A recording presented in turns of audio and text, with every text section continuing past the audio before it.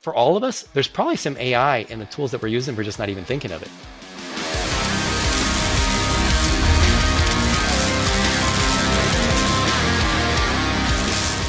On the topic of AI, I want to ask you in a non-business context: are you using any AI tools right now in your day-to-day life?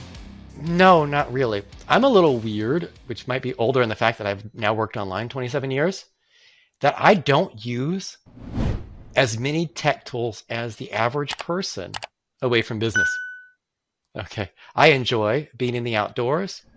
I enjoy like enjoyment. I don't actually even play many video games. I'll play like old-fashioned board games, miniature type board Right, right. games, things like that. So I do a lot of things that are not tech technical. Partly just because I've worked so long online, I don't do as much away from it. So my answer to that is no, but most people probably are. And for all of us, there's probably some AI in the tools that we're using. We're just not even thinking of it in the Yeah, backgrounds of things. yeah. I guess you're right. On my end, I've been using quite a few tools in the AI realm, and actually teaching my kids to use them too. So my daughter, I'm teaching her how to identify problems or come up with solutions, or basically almost anytime she's going to come and ask me a question, I'll actually point her to some sort of AI in one way or another. For myself, I've also been actually kind of looking for different useful tools that, again, are outside of business, more for, I guess they could be applied to business, but they could also be applied to personal life. Like this one that I came across yesterday that I'm really liking is called Rewind. And what it does is it is like a memory, or the ability to go back in time with your computer. So basically what it does, and I'm pretty sure you're going to hate it though, because you mentioned the Big Brother and everything, but it records Mhm. everything that you're doing. It compresses what it's recording down to minuscule file sizes, but you can actually go back in time and see your screen and search through everything. It's like, sometimes, I would be like, I know, I had a conversation with one of my team members, or with my wife or something, and I've written a link or a reference to something, right? And I can't find it. So with this tool, you can actually search for something that appeared on screen, and it'll go find it, whether it's text or video, a website you went to, something you wrote in the chat, or anything else. Now, of course, it comes with the other downside. The dark downside is it'll record everything you don't want other people to know you've done with your computer, right? But it's so cool, because I found myself over the years many times losing information, not being able to recall something, or having even something as silly as having an argument with a friend about, did I say something or didn't I say something, right? So this thing can record the transcripts of your Zoom calls. It can pinpoint the YouTube videos you watched. It can record the chats, and it's all done in a very efficient way where you can search in a form of keywords or application titles. I really like the concept, and I've been using it for a couple of days now, Mm. and already See, use it to recall stuff as well. well, see, I would consider that a business tool, not a separate in personal life though, because most of what you mentioned there, you mentioned some personal things, but most of what you mentioned were business Yeah, I guess. applications for that. And I would agree with that. I would probably like that tool also for the search. Something that I do that this is actually a good habit for anybody who's a consultant or coach, is after you speak to someone, Right.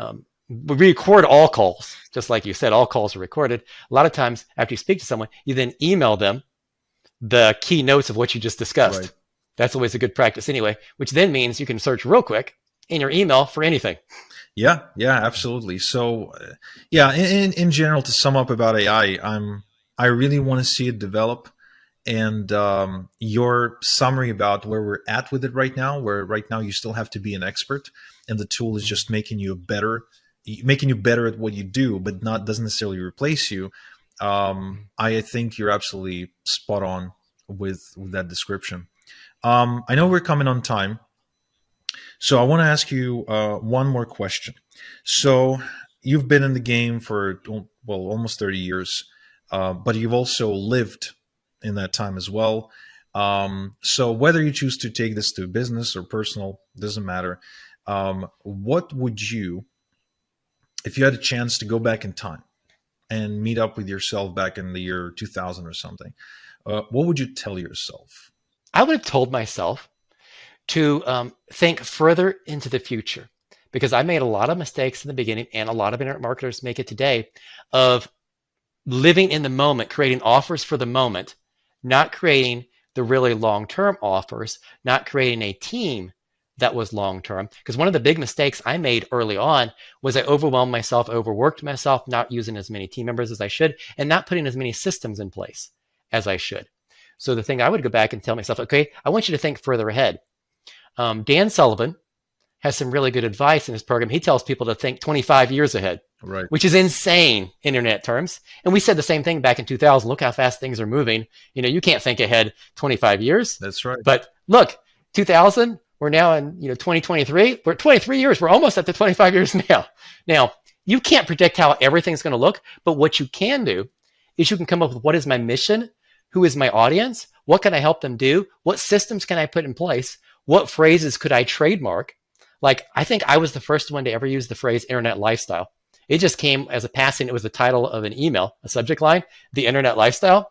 I wish I would have went back and say, okay, I need to trademark this internet lifestyle, term, using that because it gets used everywhere. A lot of other terms that I used that kind of just went past, because with email, you're always experimenting. Right. A lot of your best terms, ideas just came out in an email somewhere as you wrote it.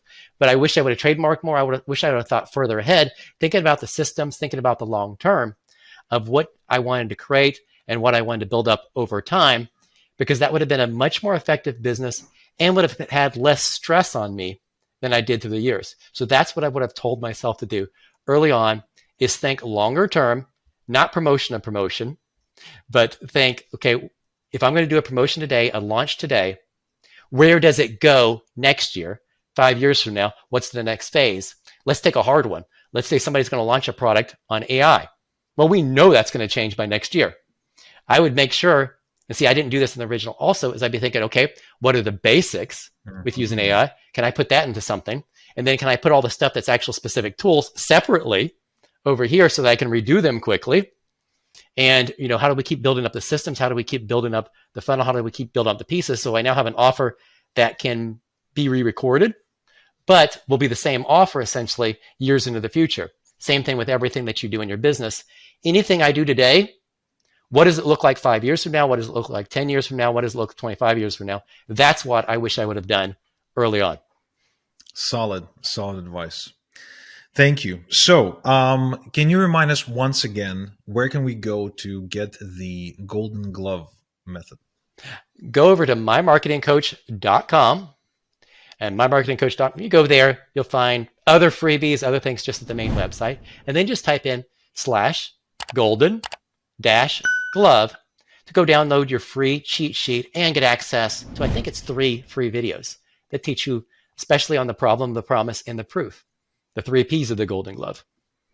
And if somebody's listening and they, qualify for the criteria of your ideal dream client to consult with, is there any other place where they can go to reach out to you for that? They'll want to join my email list first. They can go over, when they go to mymarketingcoach.com, there's a little section that says one-on-one coaching. They can click over and they can opt into the waiting list, because I'm currently full on clients. So even if they are my ideal client, I still can't take them as a client right now because I have as many clients as I want. But there's a waiting list there, so they could sign up for that also. But they should also sign up for one of the other lists, because that waiting list doesn't necessarily receive all the other content emails. And they're going to find that they'll get some really good training on writing emails, especially a content-rich personality format, by getting on the other list. But that's what they can find out. Go to mymarketingcoach.com, subscribe to the list. If you want to find out more about coaching, go over to one-on-one coaching, get on the waiting list there. You'll get information. You notice how I just told them 3 different lists they can subscribe to? Can you tell what I do in my business after all this time? Beautiful, guys. So go to mymarketingcoach.com and get on Terry's list. Also go to mymarketingcoach.com/golden/glove to get -glove. that Yes. yes, I'm sorry. Go to mymarketingcoach.com/golden Mhm. dash glove to get the 5-step marketing method that Terry Mhm. developed for fixing Mhm. any offer or erecting a new offer in a very effective Mhm. way. And if you Mhm. want to get one-on-one consulting with Terry, head over to mymarketingcoach.com and look up the Mhm. one-on-one coaching link. Please note that by the time you reach out to him, he might be fully booked with clients, but you never know. He might be listening to this podcast a year after we recorded it, and he's ready to take on someone new. So, Terry, thank you so much for spending this time with me. It was a true pleasure sharing the microphone with you in this virtual studio. So, until next time we chat, have a good one.